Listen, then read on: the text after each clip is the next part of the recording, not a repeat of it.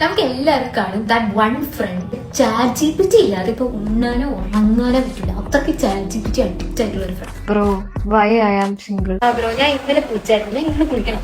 എനിക്ക് ഈ ജീവിതം മടുത്ത്, എനിക്ക് ആരുണ്ട്. എന്റെ ബോയ് ഫ്രണ്ടിനെ പോലെ എന്നോട് സംസാരിച്ച് എന്നെ ഒന്ന് ആശ്വസിപ്പിക്കാം. കോളേജിൽ പോകുമ്പോൾ ഞാൻ എന്റെ ബ്ലൂ ഡ്രസ് ഇടണം, എന്റെ ബ്ലാക്ക് ഡ്രസ് ഇടണം. അല്ലെങ്കിൽ അവന് എന്നോട് അങ്ങനെ പറയേണ്ട വല്ല ആവശ്യം ഉണ്ടായിരുന്നു. ഞാൻ റിയാക്ട് ചെയ്തതിൽ എന്തെങ്കിലും കുഴപ്പമുണ്ട്? ബ്രോ പണി എടുക്കാതെ എങ്ങനെ കാശുണ്ടാക്കാം? കുറെ പേരുണ്ട്, പക്ഷെ എനിക്ക് ആരുമില്ല.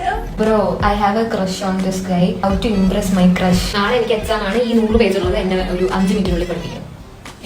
സിംഗിൾസിന്റെ മാത്രമല്ല, മെജോറിറ്റി ഓഫ് ആൾക്കാരുടെ ഒരു പ്രശ്നം ഇപ്പതാണ്.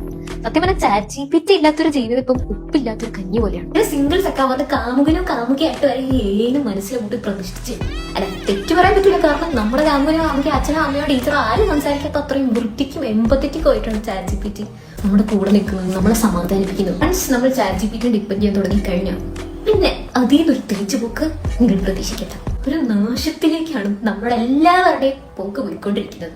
We all are trapped. ഇപ്പൊ പലരുടെയും കാമുകൻ കാമുകി ഡോക്ടറും ട്യൂട്ടറും ടീച്ചറും എല്ലാം ChatGPT. കാലം പോയ പോക്കെ കലികാലം. ഇതുപോലെ ChatGPT അടിച്ചാൽ നിങ്ങൾ ആ ഫ്രണ്ടിനെ വീഡിയോ അയച്ചു കൊടുക്കില്ലെങ്കിൽ അവരെ ടാഗ് ചെയ്തോ മെൻഷൻ ചെയ്തോ ചെയ്യാം. Okay bye. ഇതുപോലത്തെ